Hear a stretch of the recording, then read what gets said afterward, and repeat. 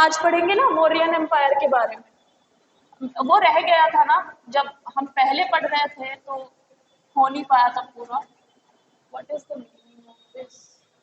एक तो इंग्लिश बड़ी अलग है, ओ से काम चल सकता था तो ए क्यों लगाना है? मौर्यन एम्पायर।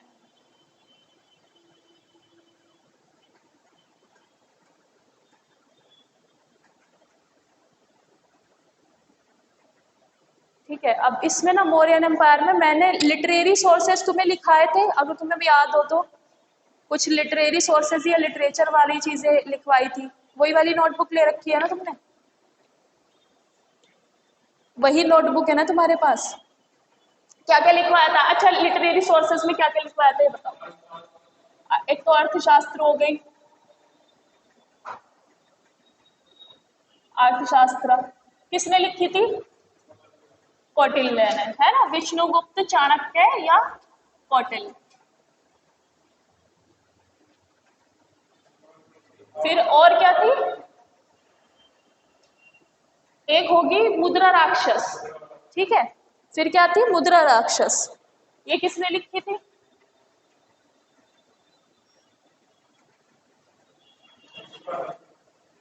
विशाखा दत्त, है ना? विशाखा दत्त। थर्ड कुछ लिखवाया था, एक और बुक थी शायद, इंडिका होगी, लिखवा दी थी शायद मैंने। इंडिका, इंडिका किसने लिखी थी? मैगस्थनीज, मेगास्थनीज, ठीक है, मेगास्थनीज ने। अब इसके अलावा ये क्वेश्चन भी तुम देख लेना। अदर्स जो लिटरेरी सोर्सेस थे, दैट इज पुराण। पुराण, और पुराण जो है उनमें भी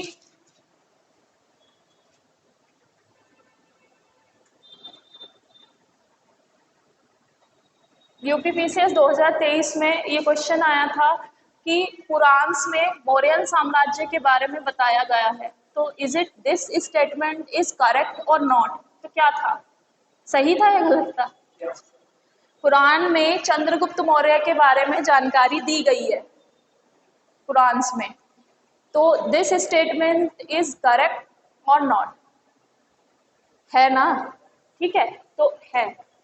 पुराण में भी जो पुराण है हमारे भगवत पुराण, उनमें भी चंद्रगुप्त मौर्य के साम्राज्य के बारे में डिटेल्स दी गई है।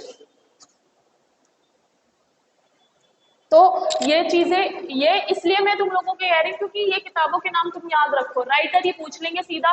हाँ, ये भी आया था इन दिस यूपीपीसीएस में ही कि मुद्रा राक्षस किसने लिखी है? किसने लिखी थी? विशाखा दत्त ने, है ना? तो ये कुछ कुछ चीजें हैं जो तुम लोगों को क्वेश्चन ऐसे डायरेक्ट आ जाते हैं। अब जो सेकंड वो है, एक और सोर्स है, that is Buddhist literature. Others में बुद्धिस्ट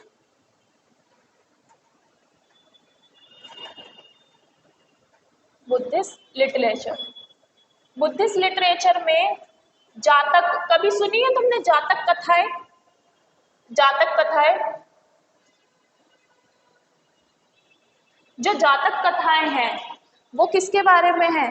ये गौतम बुद्धा और उसके बाद जो बाकी वो बुद्ध मॉन्क हुए हैं, बुद्धिस्ट मंक हुए हैं, उनकी कहानियां हैं सारी, है ना? कि क्या क्या हुआ था। जैसे कि मैंने तुमको उसका बताया था, कीसा गौतमी वाला किस्सा, कीसा गौतमी वाली कहानी बताई थी ना, कि उनका बेटा, उनकी डेथ हो जाती है और वो बुद्धा के पास जाती हैं कि इसे जीवित कर दीजिए। तो वो कहते हैं कि सरसों के दाने लेकर आओ जिसके घर में मृत्यु ना हुई हो। तो कीसा गौतमी वाली भी जो कहानी है वो जातक में लिखी हुई है, तो ये जातक कथाएं हैं, है ना? तो जातक में भी इनके बारे में, चंद्रगुप्त मौर्य, मौर्यन साम्राज्य के बारे में जिक्र है। और साइलोन क्रॉनिकल, अच्छा साइलोन किसका नाम है? साइलोन अब प्रेजेंट में कौन सी कंट्री है साइलोन?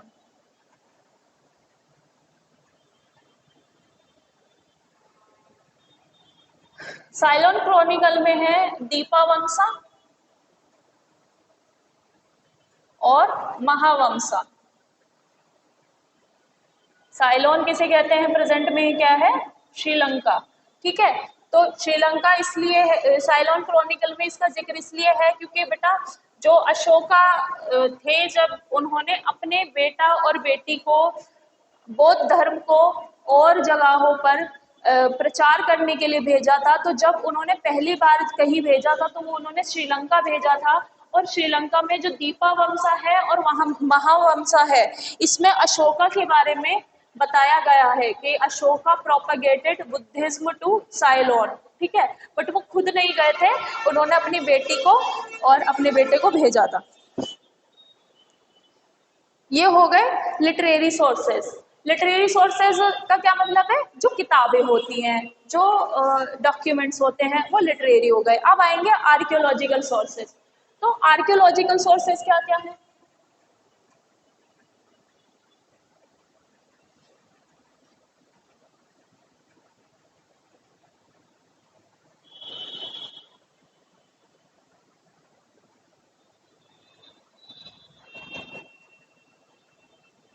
आर्कियोलॉजिकल सोर्सेज, अब सबसे पहले आता है बेटा इंस्क्रिप्शंस।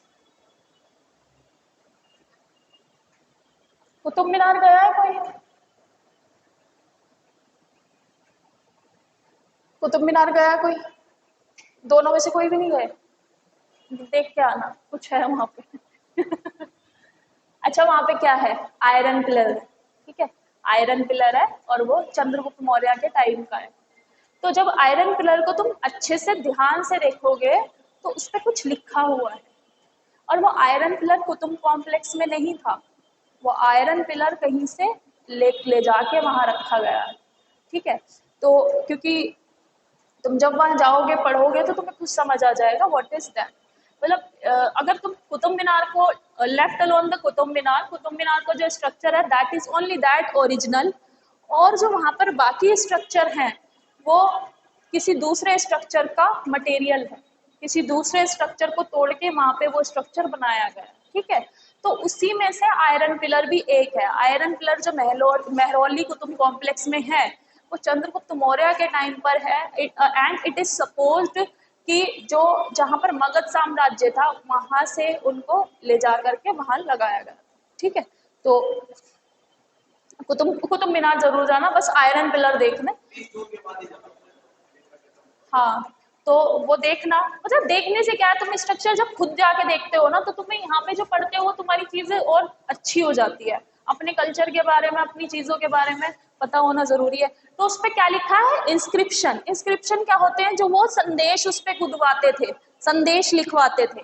तो ये इंस्क्रिप्शन क्योंकि बेटा दूसरी लैंग्वेज में लिखे गए हैं तो इन्हें पढ़ना बिल्कुल भी आसान नहीं था। तो ये कौन सी उसमें लिखे हुए हैं? पाली लैंग्वेज में, है ना। वहां पे बेटा पाली चलती थी, उसमें उस समय संस्कृत नहीं था, उस समय पाली लैंग्वेज थी। तो पाली लैंग्वेज में लिखा गया है। और ये सबसे पहले किसने पढ़े थे? First deciphered bye,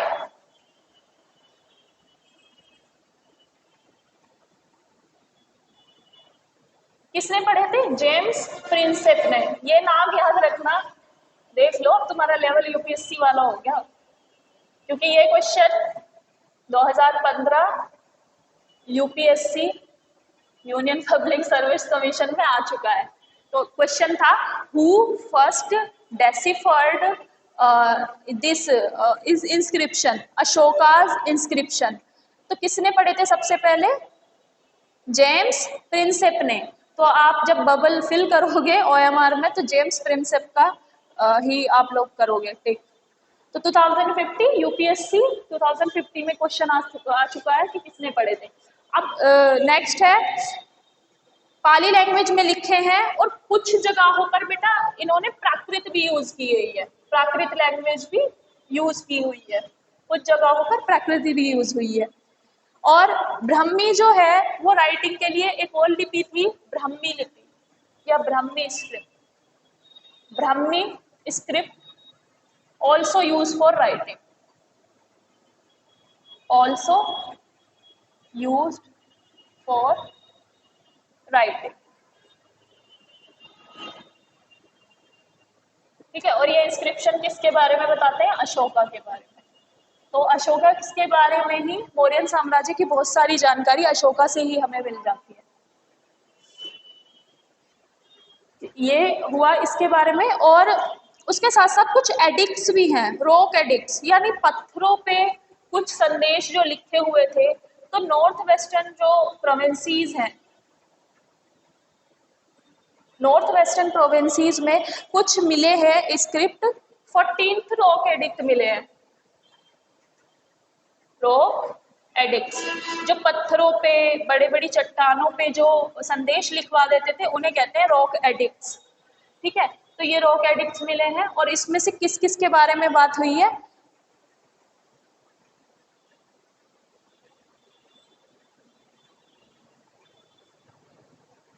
thirteenth rock edict में लिखा हुआ है कि अशोका का वार किससे हुआ था?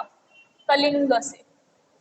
Ashoka war with Kalinga. और हमें कलिंग वॉर के बारे में कैसे पता चला? इसी एडिक्ट के बारे में पता चला। ठीक है, अशोका ने इस वॉर में, मतलब इसमें जो कलिंग एडिक्ट है, इसमें ये भी लिखा हुआ है बेटा कि उन्होंने बताया था, हाँ, जो 13 रॉक एडिक्ट है, इसमें अशोका ने खुद बताया है कि 150,000 were killed and many times that number perished. तो उन्होंने बताया था, कलिंग वॉर जब हुआ था अशोका का, तो उन्होंने बताया था कि 150,000 मीन्स 1 मिलियन, 1 लाख या 50,000 कह लो, 150,000 कितना होगा? तो इतने लोग मारे गए थे कलिंग वॉर में, और उसी की वजह से अशोका ने क्या अपना लिया था? बौद्ध धर्म अपना लिया था। ठीक है, उसी के कारण अशोका ने बौद्ध धर्म अपना लिया था। और चलो, तो ये तो हो गई एडिक्ट्स के बारे में कि उन्होंने कौन कौन से एडिक्ट थे। तो ये 13th रॉक एडिक्ट याद रखना, 13th वाला, इसमें लिखा हुआ अशोका का वॉर कलिंग से। तो ऐसे पूछ लिया जाता है कि in which rock edicts Kalinga war is mention. तो 13th रॉक एडिक्ट में कलिंग वॉर मेंशन है।